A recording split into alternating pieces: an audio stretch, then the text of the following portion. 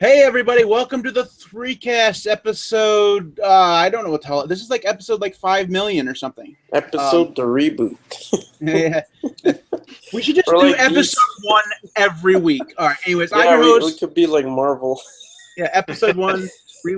This is just the new arc of the Threecast. We didn't change the name again. Wait till next week. Anyways, I'm your host this week, Matthew Weber. I'm joined by Vincent Hui and Ricky Williams. What up? Hey, What up? Hey guys, you'll have to forgive the audio on Vince's end. He's working on an Apple iPhone, and as we all know, Apple sucks. So ghetto. Yeah, it's like it's the 1990s all over again. And the only way this could get worse is if he was trying to do this on the Apple Watch. That'd be great. This is talking like Dick Tracy, man. Great. All right. Anyways, so this week we're reviewing a movie called Grave of the Fireflies, and this was Vince's movie. So we're gonna let him talk about what this movie was about. His without video trying to is so nice, though.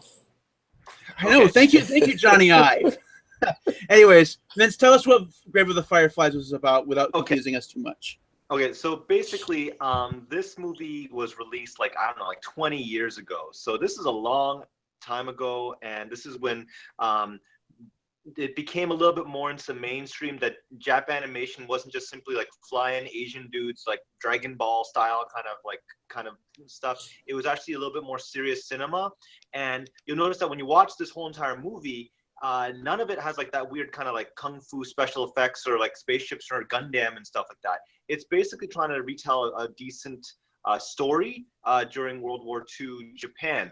And the reason why I thought it was notable is because it's a Japanimation movie that's very old. It won a lot of distinctions because it really portrays a lot of human emotion in its potency. And a lot of times, and this is why I thought it was interesting for you guys, because to hear from you guys, because the movie is taken from the Japanese perspective during the World War II period, when America and all the Allies were bombing the crap out of it. I just thought it was interesting because even though they're always portrayed as the bad guys, it does pull on the heartstrings, and I'll get to that in a bit. So the movie basically opens up, and I don't want to. It opens up in a rather ambiguous way because you open up the movie. Ricky, you watched at least the beginning of the movie. What happened? I watched like the 3/4. Yeah. So what happened in the first 5 minutes of the movie? First 5 minutes, the guy's trying to bury some food in his backyard, because there's A raid, right? Yeah, air raid. So they're going to a shelter. Okay, so pause that. Matt, what happened in the first 5 minutes of the movie? Well, the guy dies, right? He dies in like the train station. Yep, that's the thing. Ricky, Oh, right. Yeah. So he dies in the train station, and then his like ghost shows up or something, and he's becomes like the narrator of the film, right? Exactly. So, but the only way you know that is because he like changes color. Yeah, and that's the thing that's disjointed, right? So like you're watching it and you're like, okay, because you think it's like a kid's movie, and maybe it's because the medium of animation is something that you assume is children-like, but like it's Pokemon's fault. Yeah, I know, but this predates Pokemon though. So the movie basically opens up the protagonist, and he's like basically like a teenager, and he dies in the train station. It's basically like literally weeks before the ultimate resolution of Japan defeat to the Americans.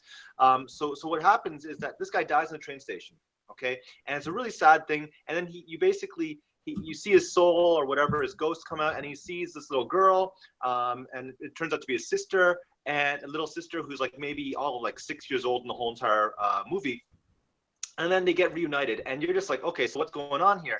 And then, as Matt said, it's really not clear as to what time is actually happening.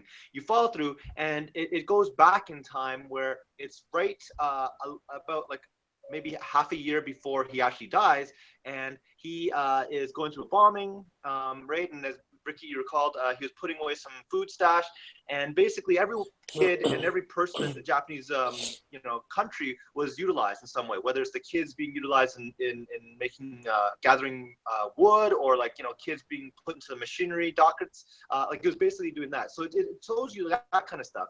But at the end of the day, they drop a whole whack load of bombs. It's like his dad is in the Japanese Navy, so he's gone, and his mom is taking care of him and his daughter and his sister, right?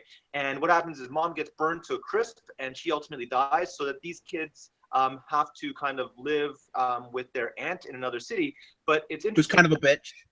Well, yeah. Okay, so we'll get to that in a sec. But it's again one of those interesting, more adult moments where at first, like, the benevolent aunt takes these kids in, and the brother doesn't want to tell his sister that mom died. So basically saying she's at the hospital. And over time, the kind of like it's very grown up, where the aunt basically says, you guys are like freeloaders, right? Everyone's trying to scrounge for food, and you guys are just like entitled and stuff. And she starts having to take like the mom's kimonos and stuff and selling them to get money to like pay for the entire, like, that clan living in that one household. Eventually, they get ousted out.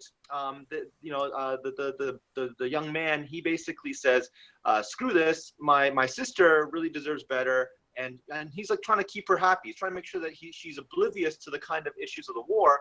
But at the same time, the aunt and the family they're living with starts growing this animosity towards them because they're just basically doing nothing, right? And eventually they just say, forget it, we're out. We're going to cash out and go live on our own in a little abandoned bomb shelter, okay? And eventually this kind of works out. So they cash out a little bit of money, whatever they have, and they start living on their own. And it's a brother and sister trying to take, like, again, there's about like what 9-year or so age difference, right? And he's taking care of her, and he's trying to, like, convince her that it's okay, that this is just regular life. And eventually, as Ricky kind of got to it, they're finding whatever means of entertainment and sustenance they can, okay? And eventually the Fireflies basically come in and out as a motif. We'll get to that later. But like whether it's kind of lighting up a tent or a net with fireflies to kind of serve as light, as well as just like entertainment, that does it. But they all die, and then eventually it's revealed that the daughter actually picked up on the fact that mom had died. The aunt was a bit of a bitch and kind of said, "Yeah, your mom's dead," right? So and at that point, the older brother just kind of loses it. He starts crying and stuff, and then it's kind of debilitating. Like it hits you hard, and then eventually it just goes spiraling down because food is absolutely difficult to come by. The two children are basically emaciated by the end of the movie. The daughter, sorry, the little girl, she basically suffers from serious malnutrition. And all the time, the brother's trying to keep her happy and trying to find ways of getting her food. Eventually, he gets he tries to steal something from a farmer, and he gets basically beaten up to a pulp. Okay, and finally he says, "You know what? This is nuts." He discovers that he can cash out some of his mom's savings, so he goes to the bank finally. Even though they've been living in the kind of bomb shelter just on their own, he basically gets some money because he realizes his sister is pretty much on the brink of death. He then comes back with some food, hoping that he can save her, and she's sucking away at marbles, right? Like she's just so she's like throughout the kind of spiraling down, she has lesions. She's really, like, you can see her ribs. It's really depressing. And at the end, she's just like she's kind of hallucinating, and she's like sucking on her toy marbles just to say like, "Oh, these are candies," trying to keep alive. And then he goes, "No, I got some food." Tries to feed her. Today, that's the last time he sees her. She dies in her sleep. And then after that, he's got to take her and cremate her. So he takes the money that he has left over and brings it to get to cremate his little sister. And at the same time, he finds out that in all likelihood, his father has died because none of the telegrams went through, and that they basically dropped basically atomic bombs on Hiroshima and Nagasaki. And then at that point, he sets his sister afire in the middle of nowhere just to cremate. And then basically he puts her ashes in that little can of candy, that canister, and that's basically he can't find a place to live or do anything, and that's why it comes back to the beginning of the movie where he dies in the subway station. And that's the absolute tragic thing. But at the end of the day, at the end of the very end of the movie, though, he gets reunited with his sister in spirit, and they actually overlook the city. I can't remember which city it was.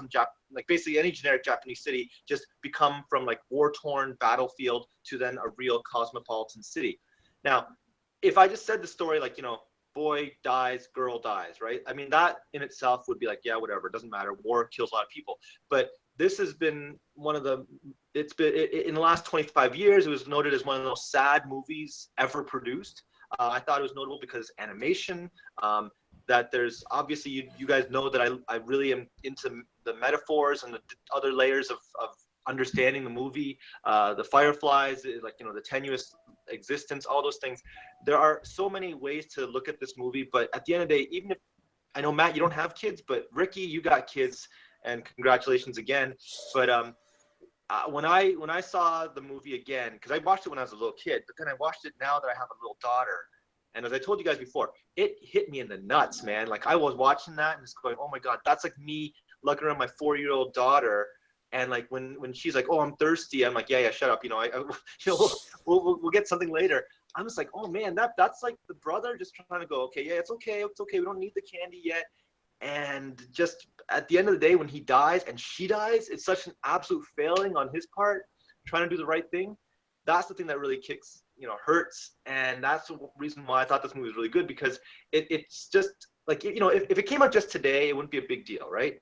But when it first came out, I remember why it was so, moving. It was telling the story from the other side, where we've always vilified the at least in China, right? We've always vilified the Japanese, and just watch that. And it's not about Japanese versus Chinese or allies versus the Axis. It's just straight up like, that is the tragedy of war, and you get children dying. That's pretty moving, and that's the reason why I thought this movie was pretty damn good. Anyhow, Matt, Ricky, you guys probably have some issues with it, but I thought it was kind of moving. That's all. All right, I'll go first. So I watched this movie. So we've had this movie in the queue for quite a while because we've been trying to figure out a schedule. So I watched it when I thought we were going to go, a few weeks ago. I watched most of the way through. I just couldn't get through. It was just not okay. So from an American perspective, from the first time you watch this, you think, wow, this is very, very anti-American, right? I mean, if you're from the United States. So I had to put that aside, because any film that's going to show something from just one point of view is going to seem that way, right? So, it obviously wasn't meant to be that way. So I had to. The first time I watched it, that was my mindset. It's obviously not that way. So I watched it again tonight, knowing that, and I was able to put it aside for the most part. And it's all right. So, how do I say this without? Oh, offend some people. Come on, just say it. All right. So So in middle school, got to remember, this was 20 years ago now. God, I feel old. We watched a movie in like algebra class. I can't even say algebra, let alone do it. But anyways, I think it was called The Red Ball or The Little Red Ball or something. It's a French silent movie. It's basically all it is. It's like an hour and a half of a little girl chasing a red ball through Paris. That's the entire movie. And this movie that we watched for tonight reminds me of that movie. It's just so bad. All right. So I agree with you, Vince. It is from a story perspective, it's very sad. And I can understand how from either a sibling perspective or a father-daughter perspective, this could be very moving. But from somebody from an asshole's perspective, the personalities, I think, in this movie is what really bothered me the most. Is that I can understand the reason why the aunt had no empathy for the most part. I mean, literally, when he finally came clean to the aunt that his mom had died, she was like sad for like maybe 5 seconds, and then clean something or something. I don't know. I don't remember. Yeah. And then she just walked away. I mean, I don't know really what their relationship was, whether they were sisters or some kind of distant aunt kind of thing. I think she was on the father's side. Okay, well, I mean, Because I she mean, told him, "Don't you have any family on your mother's side in Tokyo yeah, or okay. something?" So, So I mean, that was one example. I mean, another example. I mean, I understand. So another thing is that really bothered me was like when he was still trying to keep the charade up right after they moved away from the school at the beginning, and he just kept telling the little girl that the mom was sick or whatever or injured, and that she was going to get better, and she's just like they're crying her eyes out, and he's on the gymnastic bars just going around like a freaking gymnastic. Like, I mean, have you never heard of a hug? I mean, I understand that he's like, no, I understand he's like, he's like what, maybe 14, 15 years old. So I mean, he's a teenager. He's not going to have developed the empathy that like an adult would have to take care of a child, right? But I mean, that really bothered me. I mean, I think that it was supposed to bother you, right? But I don't know. It kind of got into my mind that through this whole movie, that's the one thing that they did well in the movie, I guess, is that his ability to take care of his sister really kind of transformed through the movie, because he was really kind of, especially right after the initial attack, he was just very distant from her, I think. Anyways, I didn't really care for the movie, but it was more.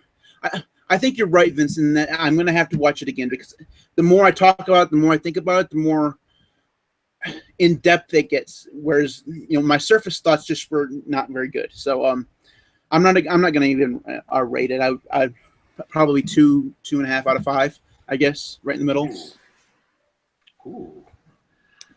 Very deep, I guess. So for me, there's two things that I'm not good at. One is geography, and two is history. So for me, I had. Not close to us. So no. For me, it was like I had no idea that this was actually. I didn't know which World War it was. I knew it was World War something. Oh, come on. I didn't. I just said, dude, I'm not good at this history stuff and blah blah blah.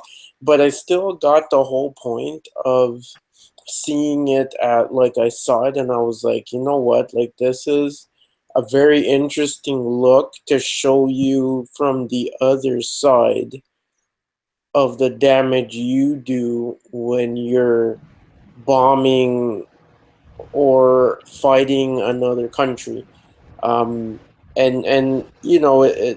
of course, everyone always says that who is wrong in a war depends on your point of view, right? If you are from America, then obviously you're going to think the other guy you're fighting against is wrong. Whereas if you put yourself in the other side's place, like, for instance, Nazi Germany, you know what I mean? If you were a soldier, and there were supporters, it wasn't that the people of Germany didn't support them and were, you know what I mean? There were supporters. If you put yourself in their shoe, they're going to think that America and the British and the rest of the world are the bad guys, right? Yeah. Like, it all depends on point of view. So I did see that, like, you see the fire sticks dropping down and the people running for the raids, and then when it burns down all the houses, the destruction of, like, when he came out and the city was just totally gone. Like, I did see that and I was like, wow, that's a really good way to show you, like, yes, this is not just soldier on soldier where you both have weapons. Like, these are the casualties, the people who have to deal with it after. Mm-hmm. Apart from that, the movie is just really weird. Like, Wow. number one, there's an air raid. I totally skipped over the part where the dude died in the subway because, like, That's the important part. like to me though, the real thing started with the air raid with the mom and stuff, because that's really the start of the story.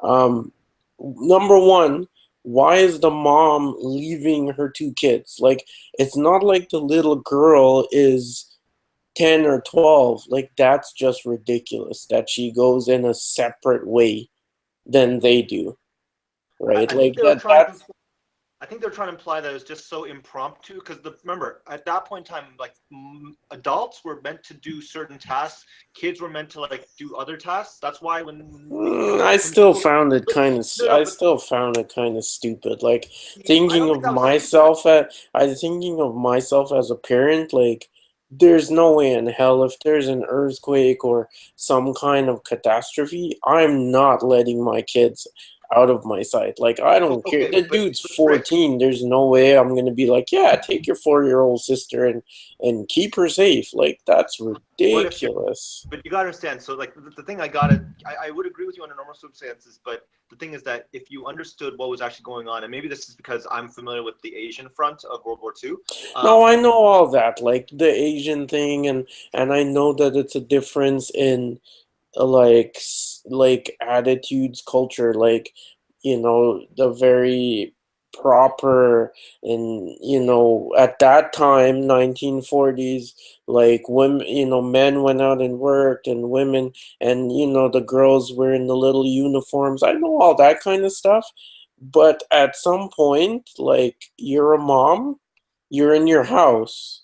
No one's there to tell you, like, there's no way. Like, I would have said, let's go together.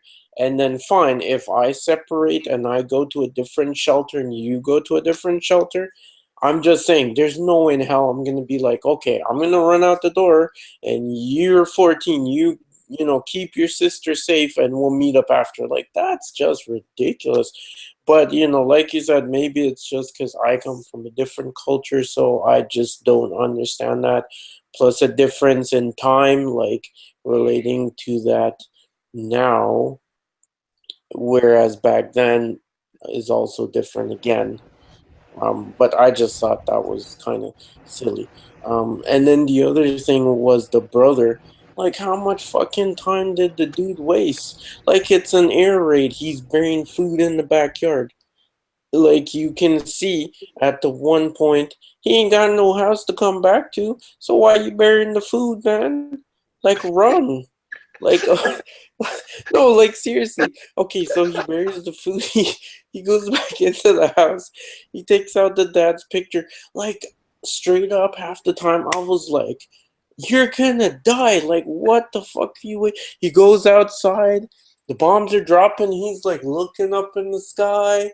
He like runs down a little bit. The houses catch on fire. Like for me, it's like ear raid. Like get the fuck out of Dodge. Like I don't.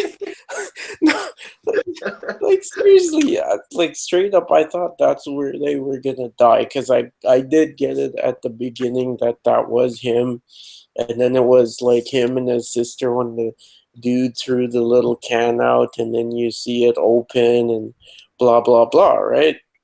So I thought that was where they were gonna die right away. Um, okay, so then they move on, and they go to the aunt. Like you could tell right away. Like as I said, I from what I could see, the aunt was the brother's sister because she says to him, "Don't you have any other relatives on your mother's side?" Like she wouldn't have said that if it was her sister. yeah. And you can see from the very beginning when he comes in with this food and she says, "Oh, yes, what'd she say? You're a serviceman's family or you're a Navy Yeah. kid, so you guys get all the." So you could tell right away that she was very like upset that because these are kids of a Navy person, they're getting all these benefits, right? And even though it's her brother, you could still tell that she didn't see them very highly. And that plays through the whole time with her whole attitude because her whole thing was like, yes, my husband is going to work and my daughter is going to work for this conflict, for to support this war.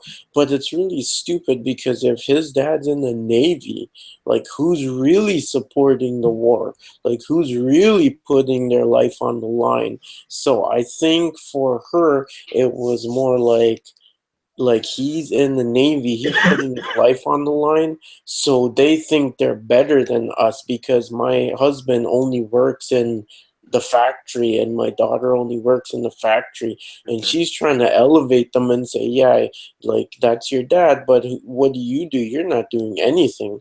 Like, what good are you, right? um so you could see that all the way through.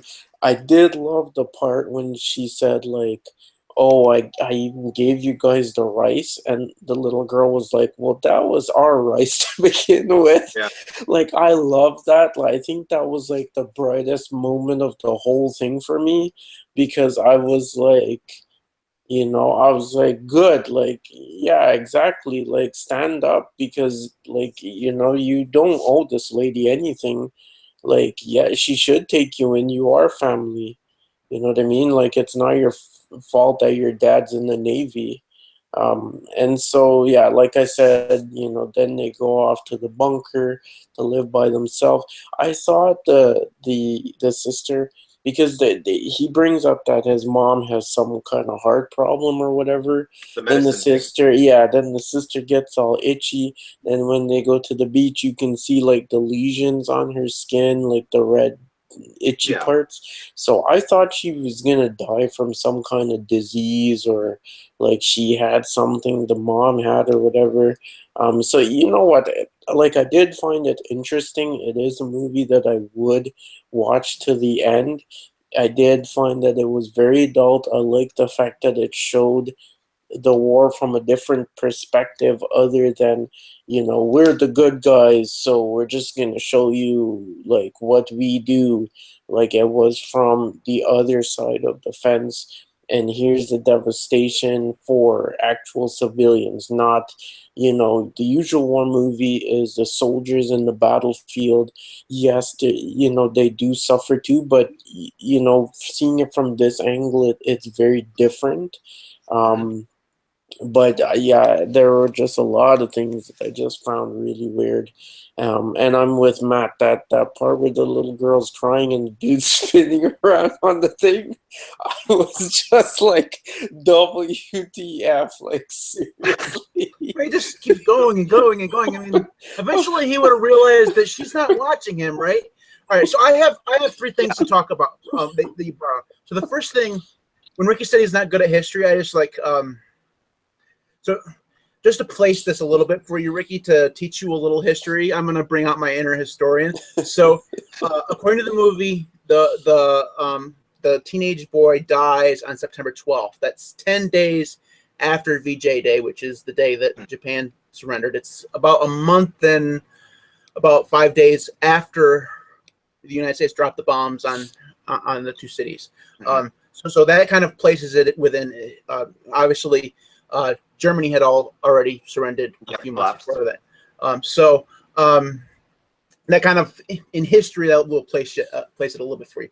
The second thing, what's really interesting is kind of to go along with the whole aunt thing, where she's her talking about how they're doing all the work and but the people who serve in the military getting all the benefits or something like that.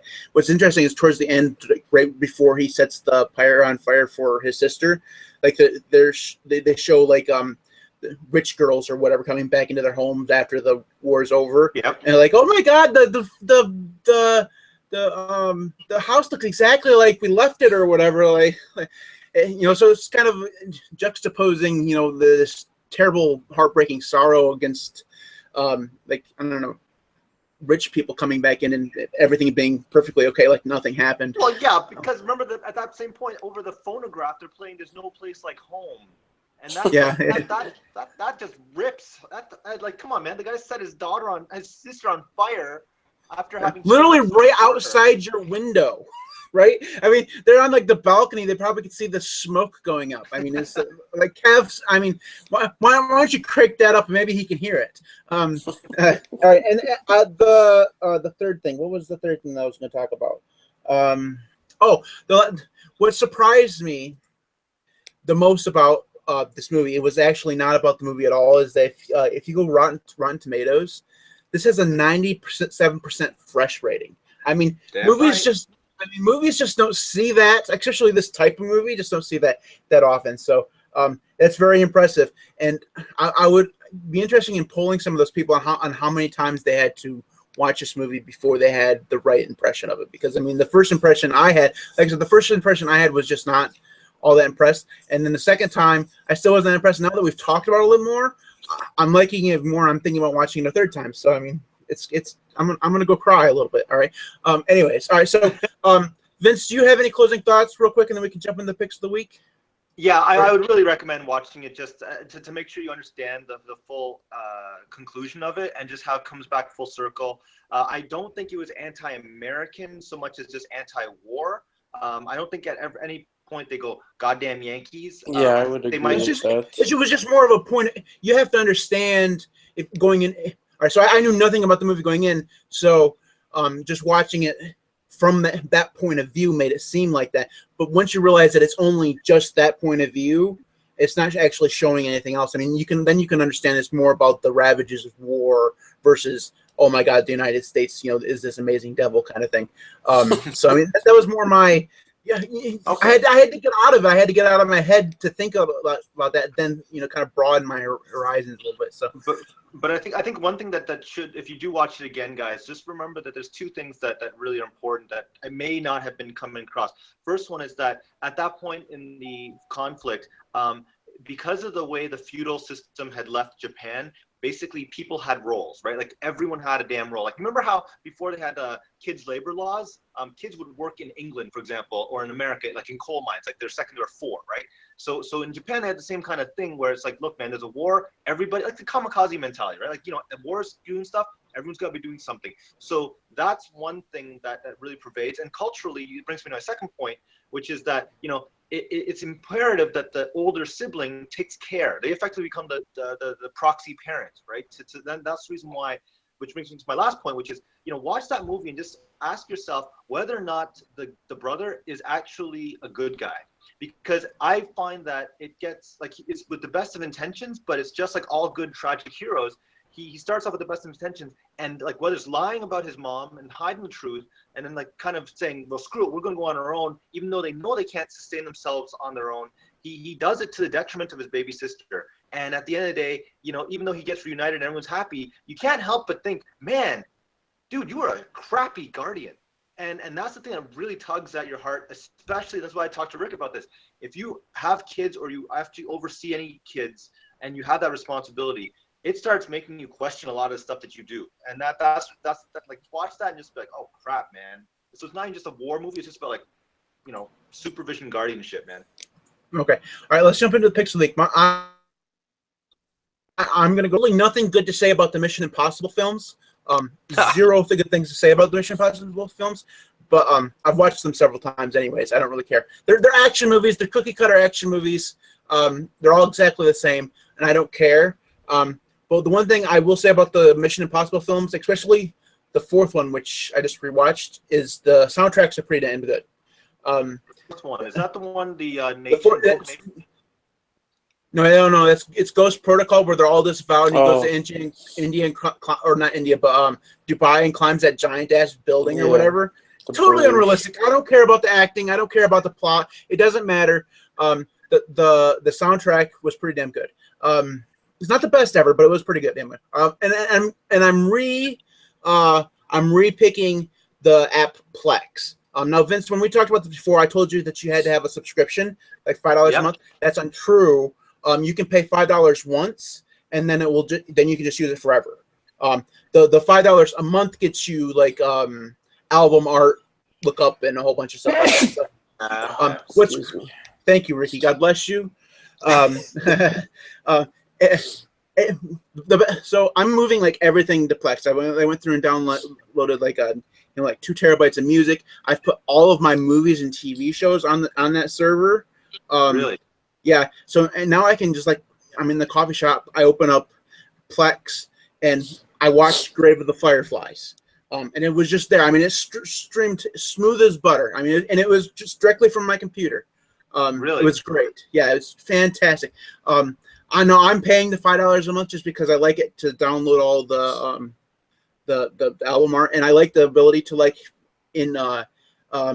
like in my music or whatever, I can hit Plex Mix and it will go through and like create a radio station of all of my music. It's kind of awesome. Anyways, those are my 2 picks. Vince, do you have a pick of the week for us? I only have one pick, and it is right here. Basically, Horizon Zero Dawn. Those of you guys that actually, I don't know if you've sold your PS4 to your nephew or something again, Matt. Ricky, you have a PS4? No. Okay, so PS4 exclusive Horizon Dawn. I picked it up because it was like, it was one of those few games that made actually a lot of headlines that for PS4. And I realized that I don't play first-person shooters, so I might as well pick it up. It is a good open world, basically adventure game. It's like Grand Theft Auto, but in a post-apocalyptic future where you're hunting robotic animals, for lack of a better term. It's really robust. I've been playing it for like 40-odd hours, and I just talked to. I have a high school co-op student working under me, and he was like, it's during lunch, and I was like talking. I was like, yeah, man, I got to this point. He's like, dude, you're like on the 2nd level. I'm like, dude, I'm doing all these side quests. He's like, oh, why do you do that? And it's just crazy because I've only, again, 40 hours, and I'm probably like maybe 15% into the game, right? Wow. So it's pretty intense. It's got beautiful graphics. The music is sweeping. It changes. It's not even this isolated to like one climate. Like, like if you had to play Far Cry, be like in the jungle or something. This goes from everywhere from like, glaciers to like jungle to like desert. The graphics are pretty spot on for a PS4. I actually have a 4K television. I bought a 4K television for my guest bedroom. Well, for the bedroom that I stay at when I'm in Toronto, and I plugged in this game with a high def PS4. Oh my God! It is like the frame rates and everything. It's like watching it. It's real. It's crazy. So just take a look at that game. It's pretty hot, man. Cool. Ricky. Okay, so I've got 2 picks. Now, my first pick is called Mac ID. It is awesome. If you have an older Mac where your iPhone or your watch can't unlock it, Mac ID, you can purchase it on the App Store. You have to purchase the iOS, or no, it's free for the Mac, but you have to purchase the iOS app, which I think here or in Canada it's $1.34. Once you do that through Bluetooth, you start the app on both and they link to each other, and then you can set the settings. So you can have it with proximity where you walk away and the laptop will lock, you come back and it will open. Now, at first, when I first heard about it, I was a little iffy on it because you do have to type your password in. But I found that developer is very responsive. And I read a review of it on like a reputable site. So I did go ahead, installed it, signed into everything, and I love it. Like, I couldn't tell when the last time I typed in my password. One precaution, or a thing you have to keep in mind, because they're not Apple, you can't have the functionality right off the bat because your Mac has to start up in order for the app to start up, and then you get going. So you do have to log in that very first time, and then after that, you're golden. If you don't like the proximity, you can set it where once you come and wake up your machine, your phone will buzz, you put your finger on the Touch ID and it unlocks. It's awesome. Second one is Kodi. I discovered Kodi, which is sort of a multimedia platform. They've been in the news a little lately because of the whole issue of repos with people streaming torrents, illegal, blah, blah, blah. Kodi is just a platform. They don't have any sort of links to those repos. Anyone can create a repo. It's a very full-featured platform. Like, there's a ton of repos out there. There's a ton of stuff you can do with it. Like, there's video add-ons, music add-ons, program add-ons. like, and the thing is, it's multi-platform, which is awesome. So you can get it for Linux, Mac, Windows. If you're jailbroken, or you can side load, you can also load it on iPad, iPhone, Apple TV, um, Android, sorry. So it's like totally awesome. So basically, with Kodi, for instance, on my thing, I have my hard drive plugged in where I rip all my DVDs so that I never have to watch them again. It will automatically pull in all the movies. It will show you the IMDb art. It will play them.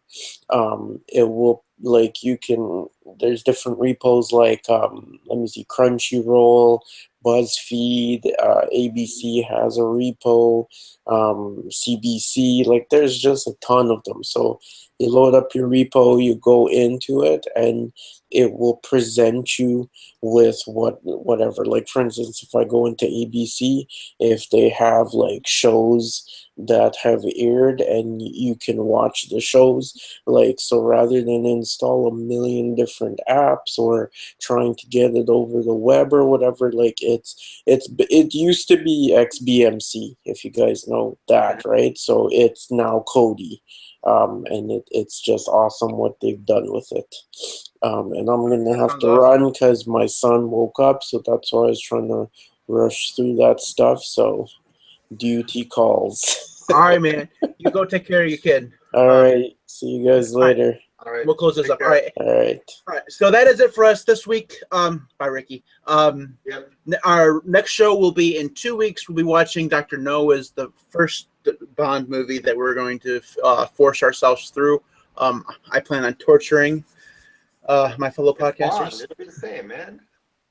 I can't help it. I've never watched the whole series all the way through, and I'm going to do it. And you guys are going to do it with me. So, I've never seen Dr. No, so we're gonna watch it. We'll see if we actually can make it all the way through. We'll challenge ourselves. Anyways, if you want to get in contact with us, you can do so. Email at the3cast.com. I'm at MTWB on Twitter. Ricky's Ricky_Williams1. Vince is VWHUI. The 3cast is at the 3cast. And the Facebook and Facebook.com/the3cast is our Facebook page. Anyways, Dr. No in 2 weeks, and we'll see you then. See you guys.